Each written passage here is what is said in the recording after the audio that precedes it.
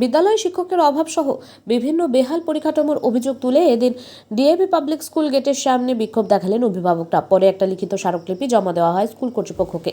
এদিন অভিভাবকরা জানান, বিভিন্ন বিষয়ে শিক্ষকের অভাব রয়েছে। একজন শিক্ষক 4টি ক্লাস করাচ্ছেন। স্কুলের এত ছাত্রছাত্রী, অথচ টয়লেট এতটাই অপরিচ্ছন্ন, পড়ুয়ারা সেই টয়লেটে ব্যবহার করতে পারে না। পাশাপাশি রয়েছে পানীয় জলের সুষ্ঠু পরিষেবা নেই। সব নিয়ে এদিন তারা স্কুলের এই সব সমস্যার কথা স্কুল কর্তৃপক্ষের কাছে তুলে ধরেছেন।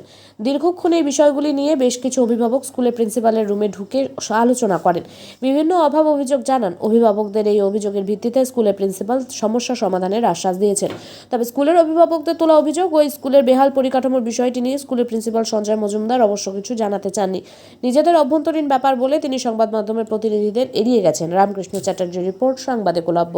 কি মাত্র বিষয় ছিল সেটা হলো আমাদের এই ডিএভি স্কুলে এই গরমের ছুটির পর থেকে বেশ কিছু পার্মানেন্ট টিচার যাদের ট্রান্সফার করে দেওয়া হয়েছে এবং তার পরিবর্তে যারা এসছিলেন তারা নতুন টিচার হিসেবে এসছিলেন, তার মধ্যেও আবার বেশ কিছুজন ট্রান্সফার হয়ে বিভিন্ন জায়গায় চলে যায়। এই মুহূর্তে ক্লাসগুলোতে টিচারের সংখ্যা কম। আমরা এটাই গার্জেনরা সবাই মিলে জানাতে এসেছিলাম যে আপনি এই যে টিচার ট্রান্সফার হলো সেই জায়গায় নতুন এবং যারা এলিজেবল টিচার, ভালো টিচার, তাদেরকে নিয়ে আসুন এবং পার্মানেন্ট টিচারকে নিয়ে আসুন, অ্যাডহক কোনো টিচার নয়।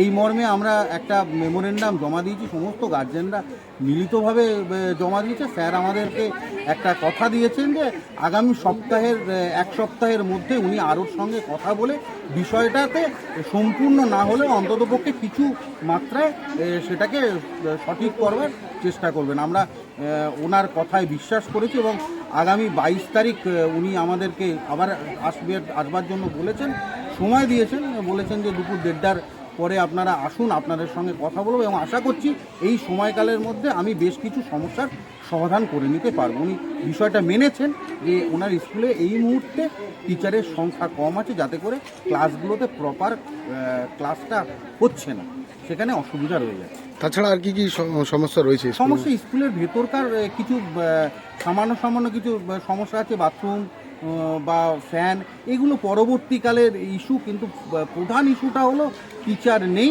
শিক্ষার অসুবিধা হচ্ছে, সিলেবাস শেষ হচ্ছে না, প্রতি সপ্তাহে এক্সামিনেশন, যেটাতে একটা সমস্যা তৈরি হচ্ছে।